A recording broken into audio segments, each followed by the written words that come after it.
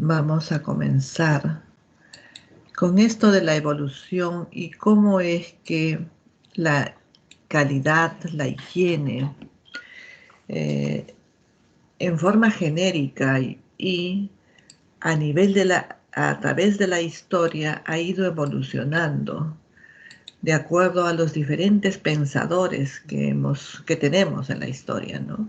Entonces, el concepto de higiene y el concepto de calidad ha ido evolucionando, cambiando, desarrollándose de acuerdo a los diferentes pensadores.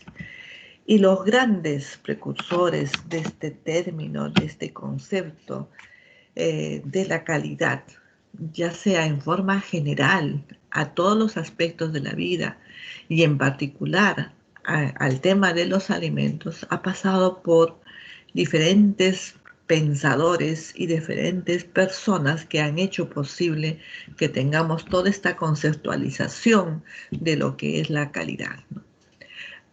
Pasamos por este autor Deming, Edward Deming, que presenta una serie de conceptos porque ya en la fabricación o en el procesamiento de algunos productos era necesario trabajar y siempre con ese pensamiento de la calidad, ¿no? Después tenemos a Crosby, a Feiger, bueno, a Juran, a Ishikawa con sus aspectos más novedosos, a Taguchi.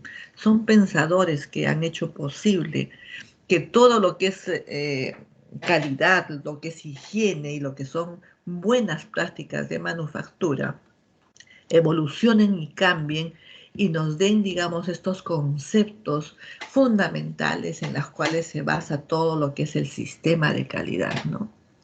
Deming vivió la evolución de la calidad en el Japón y la experiencia del desarrollo y desarrolló 14 puntos que eran sus pilares, que eran la fuente de su concepción de lo que era la calidad, ¿no? Y eso se pasó por un concepto administrativo, pero que esto logró que la empresa tome una posición y que sea productiva.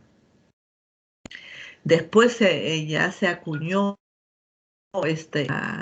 un premio que se llamaba el Premio Deming a partir de 1983, en las cuales desarrolló las 7 enfermedades mortales que eran los principios que, digamos, perjudicaban en todo lo que era el tema de la calidad, ¿no?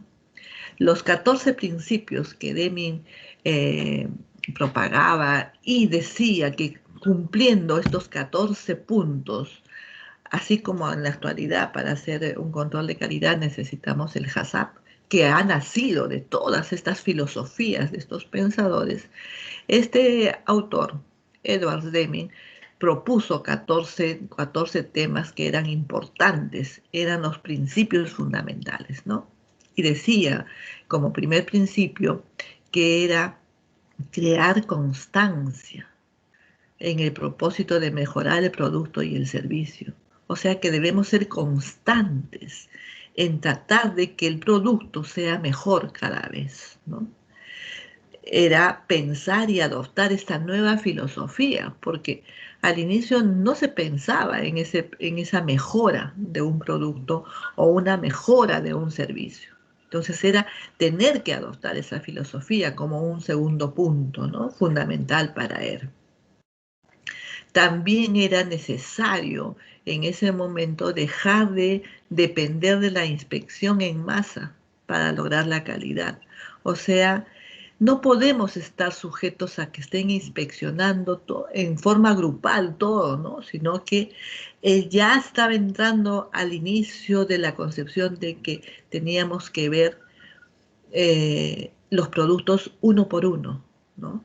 Y no verlo de forma global, porque en forma global no daba buenos resultados. Había ciertas trabas en lograr productos de calidad, ¿no? Después decía que esta filosofía tenía que acabar con la práctica de hacer negocios en base del precio solamente. O sea, no debería importarnos solo el precio, sino también debemos minimizar los costos totales trabajando con un solo proveedor.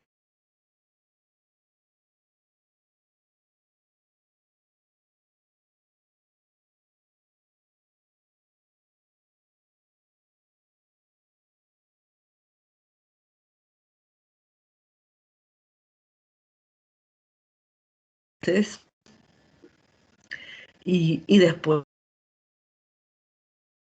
queda mejorar constante y continuamente los procesos de producción, planificación. Primero hay que planificar para hacer un producto, hay que producir el producto y dar un buen servicio, ¿no? Entonces, él planteaba esta mejora constante, ¿no? Mejora constante mediante una planificación, porque para hacer diversas operaciones unitarias, diversos productos, hay que planificar, hay que ver cómo vamos a producir y qué servicio es el que queremos dar, ¿no?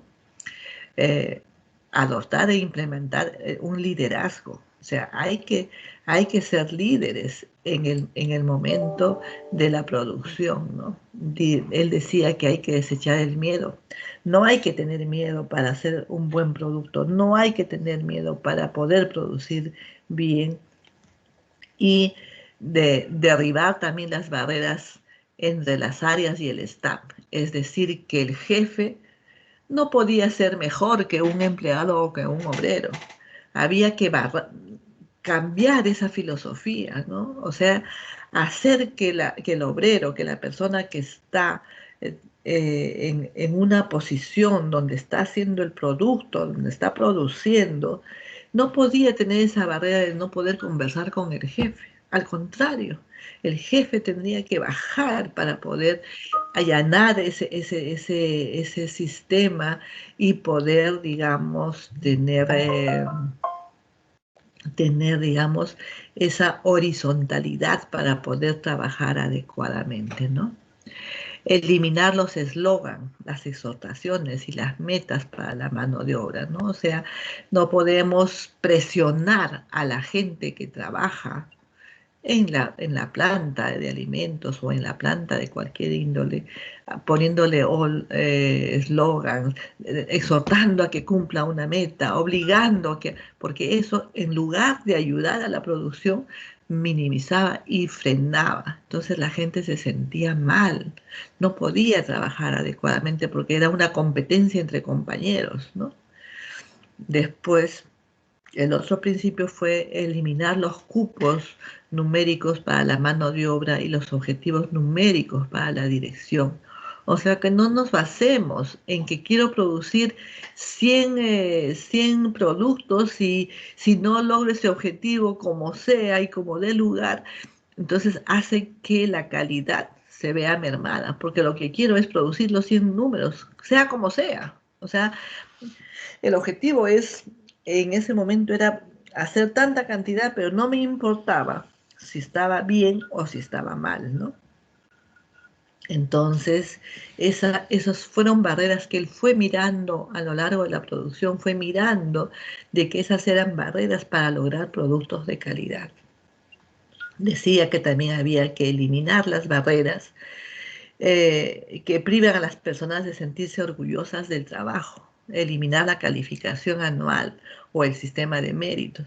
Es como cuando yo les digo, yo a ustedes yo les pondría 20 a todas porque todas son muy empeñosas, son estudiosas, tienen momentos en los cuales producen mucho, ¿no? Conocimiento, yo pienso que si están inscritas en la universidad y más ahora que estamos en esta situación de pandemia, que están haciendo todo el esfuerzo para poder entrar a una clase virtual, levantarse temprano, estar presentes, ¿no? Entonces, eso es todo un esfuerzo. Y entonces ustedes deben sentirse orgullosas de poder hacer eso y tratar de seguir estudiando con esa necesidad de, digamos, de producir cosas buenas, ¿no? producir conocimientos de calidad. Ese es el mismo pensamiento que este señor Edwards Deming pensó, de que ese tema de la competencia que había entre un obrero y otro obrero hacía que el trabajo merme, que trabajo, digamos, que comience a haber rencillas, comience a haber envidias, comience a haber este despropósito de la competencia entre compañeros de trabajo y que no ayudaba a la producción de calidad, ¿no? Entonces él decía que había que tratar de eliminar ese sistema, ¿no? El otro punto que él vio también fundamental es que había que estimular que de la gente que trabajaba en una empresa, en una planta, ya sea de cualquier tema, ¿no? Que había que darles educación. Había que hacer que la gente se capacite cada vez más. Y fíjense que eso es por años luz, ¿no? Y todos esos principios toman vigencia cada año y toman vigencia con todas las teorías de calidad que se vienen después de lo que él propuso, ¿no? Y el último principio tenía el fundamento en que se debía trabajar con todas las personas, no solamente con un grupito elegido, no solamente con los jefes, no solamente con las cabezas de las instancias, sino que todas las personas debían involucrarse, debían tener conocimiento, debían educarse, debían formarse, debían sentirse orgullosos del producto que trabajaban.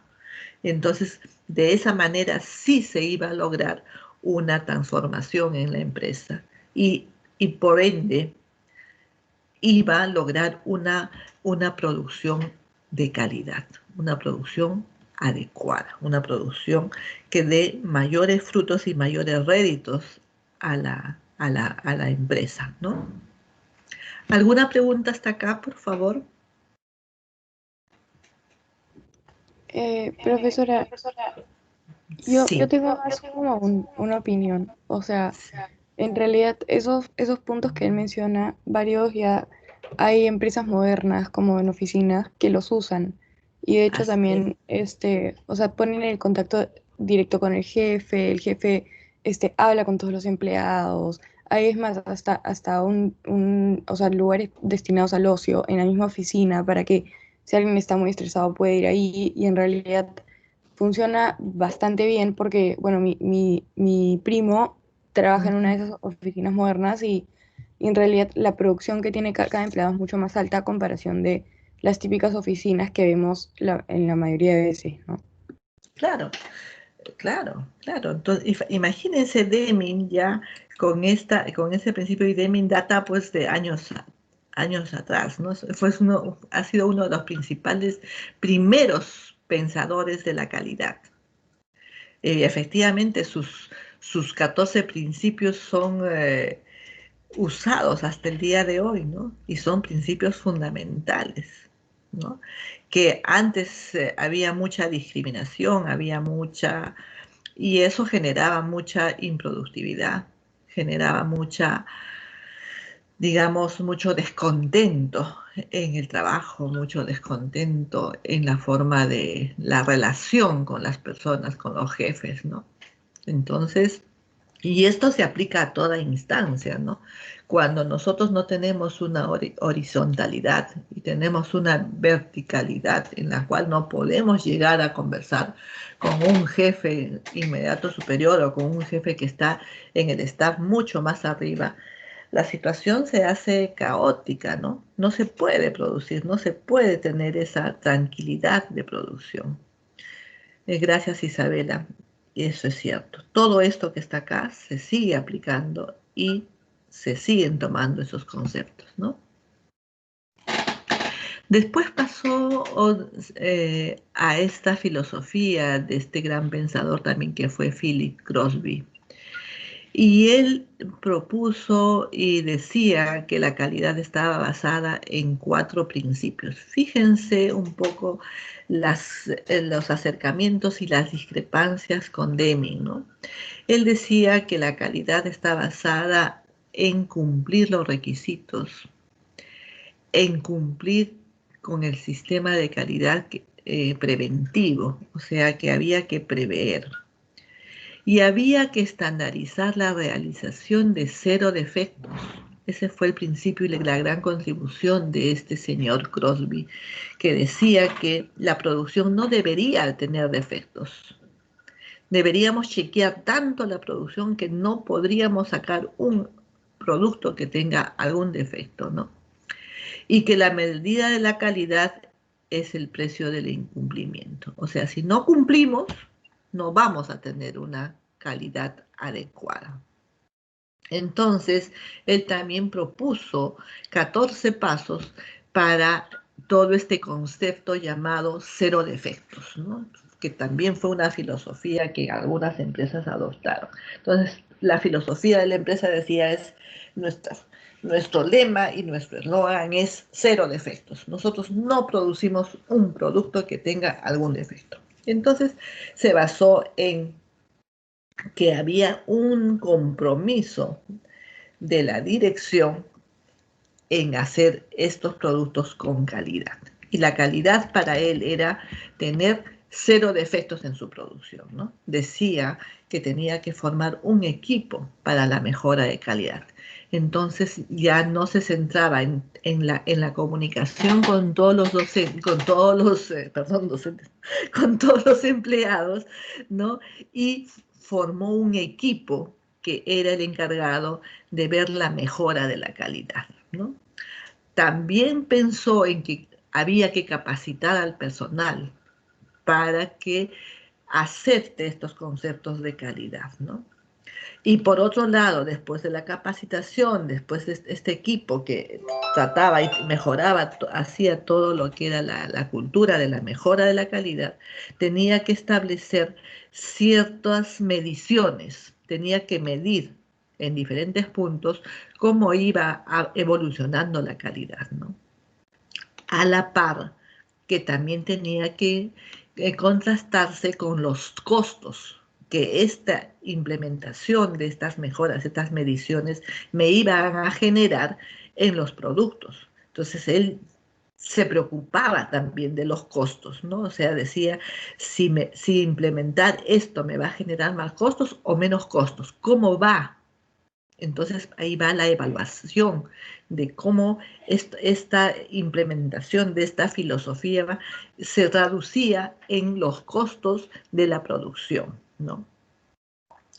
Él pensó que se tenía que tomar conciencia de trabajar con calidad para lograr la meta grande que él tenía, que era 0 defectos, ¿no? O sea, tenemos que crear conciencia, decía, crear conciencia de que la salud, no, de que las personas que estaban trabajando debían trabajar con calidad. ¿Para qué? Para tomar acciones correctivas. Si es que había una equivocación, si había algún defecto que podría salir, entonces tomar una acción correctiva. Y eso es lo que se aplica también en el HACCP ahora, ¿no? Las acciones correctivas. Eso vamos a verlo después cuando veamos el HACCP. Era también el otro principio, planificar día a día, que no podía haber una producción con defectos. O sea, había y también festejar cuando el día que se producía no había defectos en la producción. O sea, día a día se planificaba, día a día se evaluaba que la producción que salía no tenga defectos, ¿no? Lógicamente había que establecer metas. Y si había causas que nos llevaran a cometer errores en la producción, había que eliminar eso, ¿no? Dar reconocimientos. Acá, a diferencia de Deming, dice que sí hay que reconocer, digamos, con premios a las personas que trabajaban bien, ¿no? Ah, planteó también la formación de grupos de consejos de calidad para que vayan evaluando y vayan haciendo eso en toda la empresa, ¿no? Y que lógicamente había que repetir el proceso para, digamos, que la producción sea adecuada. Entonces, este pensador Crosby trabajó este tema de los 0 defectos, ¿no?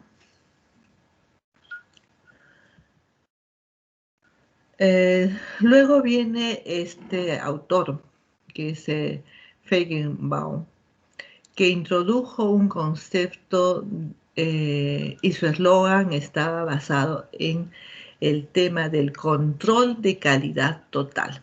Él decía de que la idea de calidad era un modo de vida corporativa, o sea que había que tener calidad en todo nivel, no solamente en la producción, sino que tenía que haber la forma de pensar debía ser que a todo nivel deberíamos tener calidad. Y a esto le llamó lo que es la calidad total. Tanto en la parte administrativa, en la organización y en la puesta de marcha de la producción, de la producción, ¿no? ¿Para qué? Para sacar productos que tengan calidad, ¿no? Y acuñó este término de control de calidad total. Entonces había que controlar todo. Entonces él sostiene que debe haber métodos exhaustivos y programas de control para que afirmen de que los productos tenían calidad. Que es diferente, él decía, a pensar en tener productos mejores. O sea, tener calidad no significa tener un producto mejor, sino significa tener un producto bueno. Y para eso necesitaba tener un control. Y entonces él comenzó a pensar en herramientas, las cuales tienen 4 pasos, para ejercer ese control y poder tener productos de calidad. Y entonces él acuña la filosofía del control de calidad total. Él quiere controlar todo y que todo sea de calidad. Entonces, los 4 primeros pasos de esta herramienta que él define como control de calidad es primero dice, hay que definir las características de calidad que son importantes. Si no sé cuáles son las características, ¿cómo voy a hacer un producto de calidad? Entonces, primero dice, hay que definir las características. ¿Cuáles son las más importantes, no? Hay que establecer estándares. O sea, yo llego a tal nivel, no puedo bajar de ese nivel. O sea, ya me estoy poniendo límites de control, como es en el HACCP, ¿no? Estoy haciendo un paralelo. Yo tengo que establecer esos estándares. Entonces ahí entra todo lo que después viene como normativa de calidad, como la legalidad que debería haber, ¿no? Y que ahora existe, ¿no? Entonces él decía, me voy a establecer un estándar. Y se debe actuar en base a esos estándares. O sea, yo no puedo excederme de esos estándares, ¿no? Y hay que mejorar esos estándares en la medida que sea posible para mejorar la calidad. Si yo mejoro estándares, estoy mejorando la calidad. Esos serán sus 4 pasos fundamentales, ¿no? Y para lograr esto, obviamente, había que establecer controles, porque él es el hombre que entra con el tema del control. Él tiene que controlar todo, ¿no? Entonces, él dice, primero debo controlar los nuevos diseños. ¿Cómo están los diseños de mis productos, no? Debo controlar la recepción de materiales, porque si no tengo un buen control en los materiales que entran a la empresa, yo no voy a tener un producto controlado, un producto estándar, un producto adecuado, un producto de calidad. Entonces, también trabaja el tema de control del producto, tiene que controlar, además tiene que hacer estudios especiales del proceso, o sea, tiene que controlar el proceso de fabricación, ¿no? Entonces, él establece que deben haber estos controles, ¿no? Y es así como toda esta filosofía se difunde y muchas empresas toman en cuenta esto y comienzan a trabajar con esta filosofía de control de calidad. Ya no de la producción 0 productos, ¿no? Ya no de que las personas vivan felices y trabajen felices, sino de que yo tengo que controlar todo, tengo que definir estándares, tengo que actuar en base a esos estándares y eso me va a llevar a una mejora según este personaje, ¿no? Luego viene Joseph Juran, que él habla sobre una trilogía y se acuñó que la administración de calidad debe estar basada en esta trilogía que es planear, controlar y mejorar la calidad. Él decía, sin un plan, sin un control y sin una mejora, no vamos a ningún lado. Entonces, ya se venían trabajando estos conceptos, pero él lo, digamos, lo circunda y lo centra en estos tres principios en esta trilogía, que era el planeamiento, el control y la mejora, ¿no?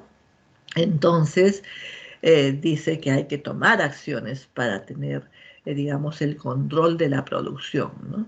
Y para eso, porque eso va a significar una mejora del proceso. Entonces, tenemos primero que planificar, efectivamente al mismo nivel controlar, ver qué causas, qué influencia, qué cosa puede influir para que haya variaciones en mis procesos, para que haya variaciones en mi producción, ¿no? Y entonces hay que controlar y obviamente cada vez más hacer una mejora de la calidad, ¿no? Posteriormente viene este señor que Ishikawa, ¿no? Ishikawa aporta a todos estos conceptos, ¿no? Con el estilo de administración japonés e influye en la parte occidental. Y él habla sobre lo que es el control de calidad y él diseña cómo me voy a dar cuenta de que, él dice, ¿no? ¿Cómo me voy a dar cuenta de que mis procesos, de que mi producción podría tener algunos defectos, podría tener trabas para yo no tener, digamos, un producto final? Entonces él trabaja toda la parte, digamos, anterior con toda esta filosofía, pero presta atención a la parte estadística y la parte práctica, cómo es que funciona realmente una empresa, una planta de procesamiento de alimentos, cómo trabaja la industria, cómo recopila e introduce entonces estos métodos estadísticos y prácticos. Y él aporta un diagrama que se llama el diagrama causa-efecto. Para que haya un efecto, dice él, debe haber una causa.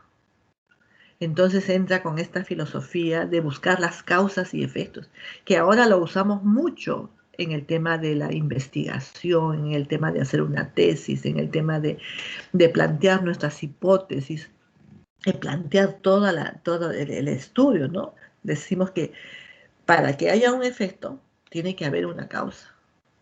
Y entonces él acuña este diagrama que se llama el diagrama de pescado.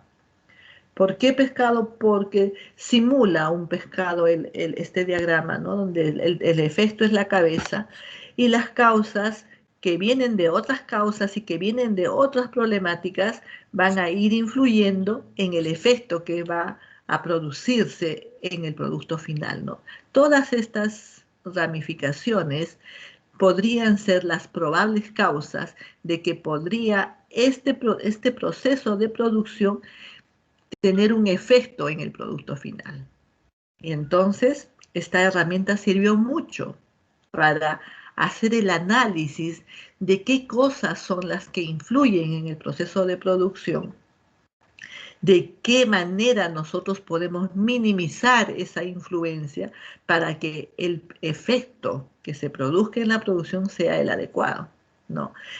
Entonces comenzó a desmenuzar todas las posibles variantes, todas las posibles, eh, digamos, los posibles puntos que podrían causar un efecto de deterioro o un efecto de malograrme la producción o un efecto de mejora de la producción, ¿no? Entonces, en este caso, por ejemplo, eh, primero vio que el material tenía influencia en las posibles causas. Entonces yo tengo que buscar materiales adecuados. ¿Y estos materiales de dónde vienen? De repente de productores, de repente de diversas fuentes o de diferentes proveedores, entonces yo tengo que hacer una buena selección de mi material para que la causa que las causas que podrían generar el uso de estos materiales me lleven a una buena producción y que tenga un efecto positivo.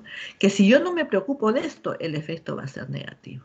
Y así comenzó a desmembrar todas las posibles causas que podrían influir en el producto final, ¿no? Entonces Ishikawa da esta contribución a lo que es el sistema de control de calidad total, ¿no? Luego viene este señor que es de la Academia Japonesa, Taguchi, ¿no?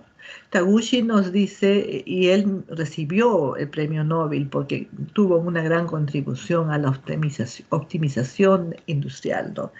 Y desarrolló todo lo que era el concepto de aseguramiento de control de calidad. Entonces, él dice que hay que enfocarnos a eso, ¿no? A asegurarnos que haya un control de calidad, ¿no? Y desarrolla sus propios métodos estadísticos para trabajar, porque él trabajaba en la compañía de teléfonos, ¿no? Aportó a esa industria y a otras también industrias, ¿no? Y diseñó el concepto de diseño robusto. Cuando hablamos de que un método estadístico es robusto, cuando es un método que me da garantía de que yo estoy excediendo mis expectativas de calidad, o sea que estoy haciendo un trabajo muy bueno. ¿Por qué? Porque con eso yo voy a lograr la satisfacción del cliente. Entonces, este diseño robusto que él mencionaba cuando trabajaba con estos métodos estadísticos, hasta ahora lo vemos en todos los procesos estadísticos. Y van a ver ustedes cuando hagan sus tesis y cuando vean todos los diseños estadísticos que nos hablan nuestros docentes al momento de hacer la investigación. Nosotros tenemos que trabajar, dicen ellos, con herramientas que sean robustas, que nos excedan, o sea, que exceda, digamos, el nivel de satisfacción, que nuestro método de investigación sea el más adecuado, ¿no? Entonces entra con esos conceptos este señor Taguchi. Bueno, la evolución del desarrollo de la calidad pues ha pasado por diferentes etapas, ¿no? Ha pasado, imagínense, la industria viene desde una primera etapa, desde la revolución industrial, ¿no? Desde el años 1930, donde se dan las primeras épocas de producción. En 1850 está la revolución industrial, donde no existía el concepto de calidad, ¿no? La inspección de la producción la realizaban los mismos consumidores, o sea, la empresa no se preocupaba de hacer un control. Los consumidores eran los que se daban cuenta de si había productos buenos, productos malos, ¿no? Entonces, cuando iban a consumir los productos se daban cuenta de que de repente no estaba adecuadamente hecho, ¿no? Luego el otro tema era también el tema de los precios y también la vida corta de las maquinarias. Las maquinarias se malograban con mucha frecuencia, entonces había que hacer reposiciones de maquinaria y eso generaba costos y eso al generar costos adicionales lo que hacía era generar precios altos, ¿no? Y entonces la población lo único que hacía era consumir lo que tenía, o sea, no podía reclamar, ¿no?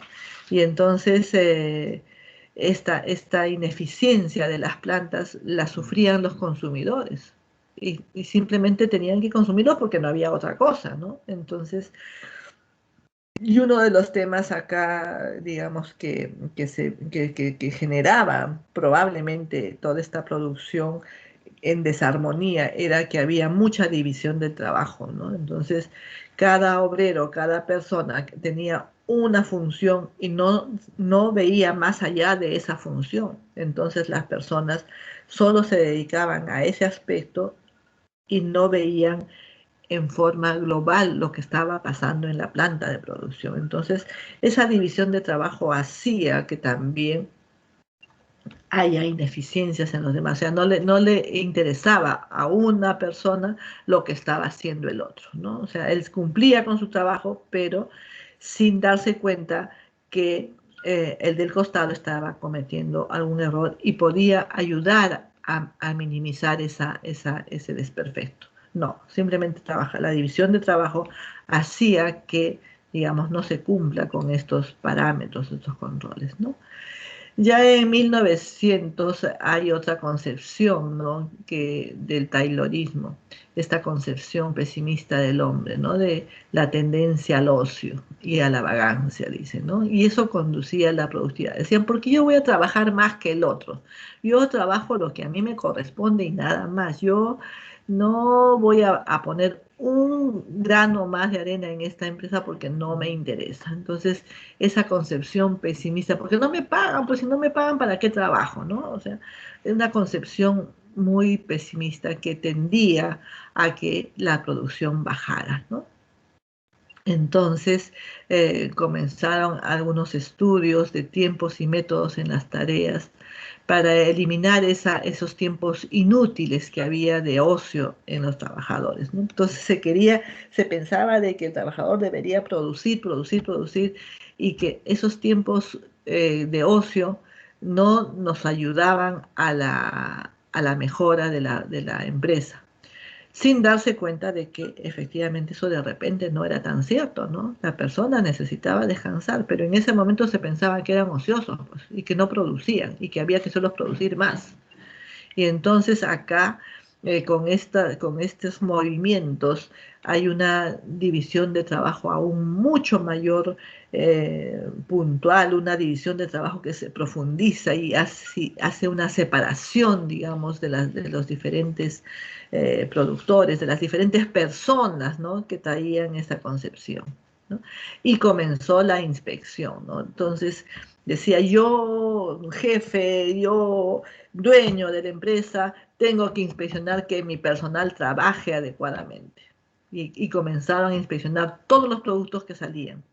Y eso generaba más costos, porque tú no puedes, si produces 100.000 unidades, tú no puedes inspeccionar una por una, porque además pierdes tiempo, pierdes dinero y no estás haciendo una cuestión estandarizada, ¿no? Entonces, pero en ese momento se pensó así, que había que inspeccionar el 100% de los productos fabricados cuando ya se terminaba de hacer, no antes, sino cuando ya el producto estaba hecho, en ese momento recién inspeccionaban si estaban bien o no, y en ese momento hacían la selección de la producción, ¿no? Ya en 1920 se comienza con el control estadístico y se piensa que no es necesario inspeccionarlos el 100%, sino que hay que introducir conceptos estadísticos de calidad, ¿no? Y lógicamente se continúa con este concepto de inspección, pero ya no a toda la población, o sea, ya no a todos los productos, sino a una muestra. Sacan una muestra y comienzan con la inspección en esa muestra. Y entonces ahí ya se introducen los conceptos de estadística, ¿no? Bueno, en una segunda etapa de los años 1930 al 49 hay una tendencia ya a la calidad total, ¿no? Acá se comienza a ver el crecimiento de la complejidad y el volumen que se producía. Y se comienza con todos los criterios de ingeniería de calidad, la aplicación de métodos estadísticos para controlar la calidad. Había que hacer una ingeniería de la fiabilidad. Había que estandarizar modelos y fórmulas de control de producción. Entonces ya comienza la etapa esta de llevar a la calidad total a la fabricación de productos, ¿no? En el 1940, la Segunda Guerra Mundial, la industria norteamericana tuvo que hacer frente a esto, ¿no? Con enormes cantidades de productos para los militares, la producción de alimentos para la guerra, la producción de había que alimentar a esa gente que estaba en guerra y había que hacer productos de calidad y porque esta gente necesitaba alimentarse. Entonces entra toda, Estados Unidos, digamos, tiene que enfrentar toda esta carga, ¿no? Y hacer productos que lleguen a esta población en forma adecuada, ¿no? Entonces, como se tenía que producir rápidamente, entonces se instauró lo que era el control estadístico del proceso. Entonces, estadísticamente se tomaba una muestra y esa muestra era la que me representaba que todos los productos que había producido eran los adecuados, ¿no? Y entonces acá fundamentalmente su esencia radica en el concepto de la prevención. Ya se introduce este término de prever. Hay que prever que la producción sea la adecuada, ¿no? Y este concepto de prevención se asocia o se disocia del concepto de calidad. Preveo, yo necesito calidad de producto, calidad de proceso, ¿no? O sea, hay que ver qué cosa estoy produciendo y qué cosa y cómo va mi proceso también. ¿Sí? ¿Alguna pregunta hasta acá?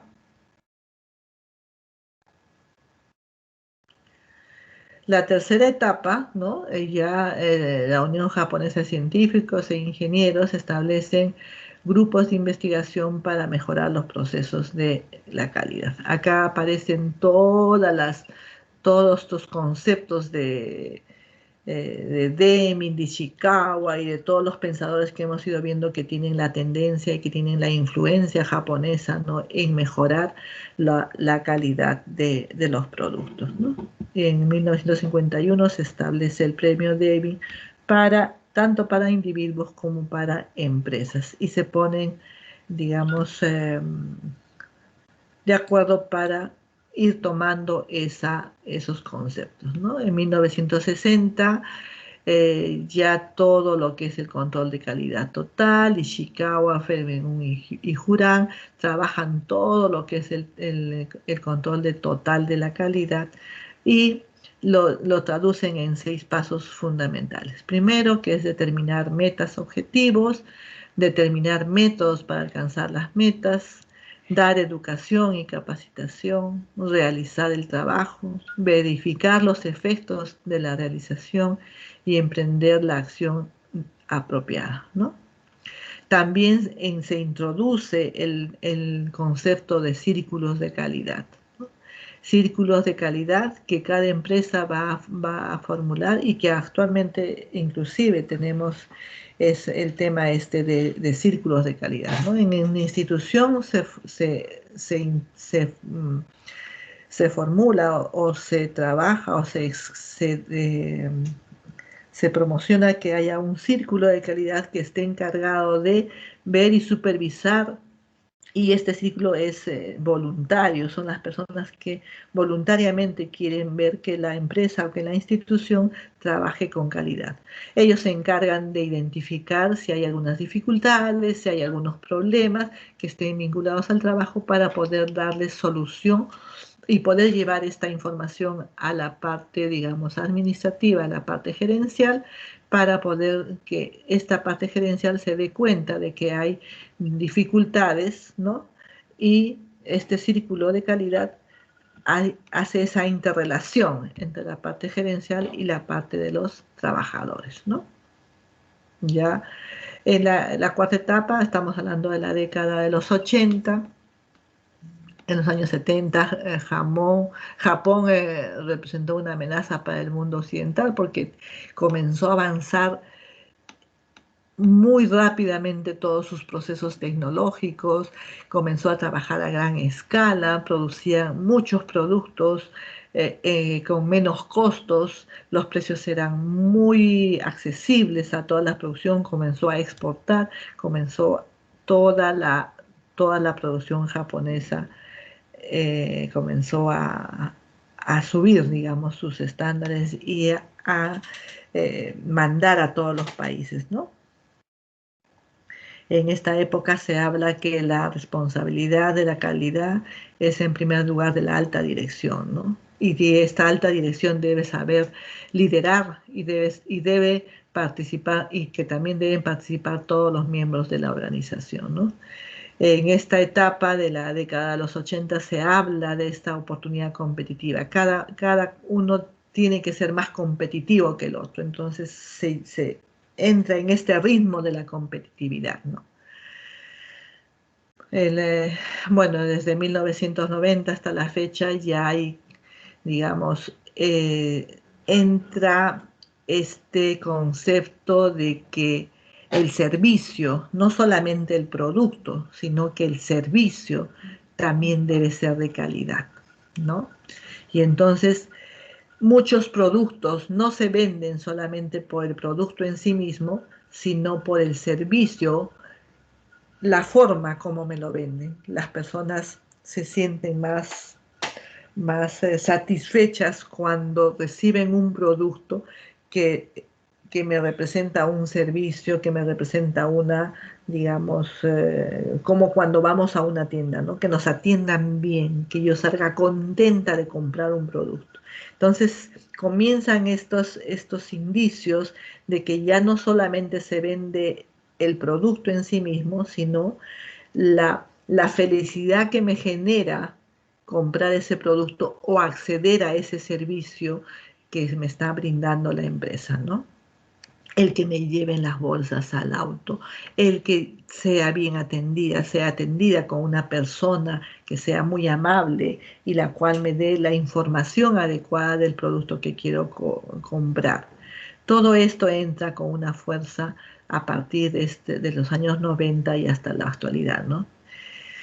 Y finalmente tenemos acá el desarrollo de cómo ha ido evolucionando, ¿no?, los sistemas de calidad.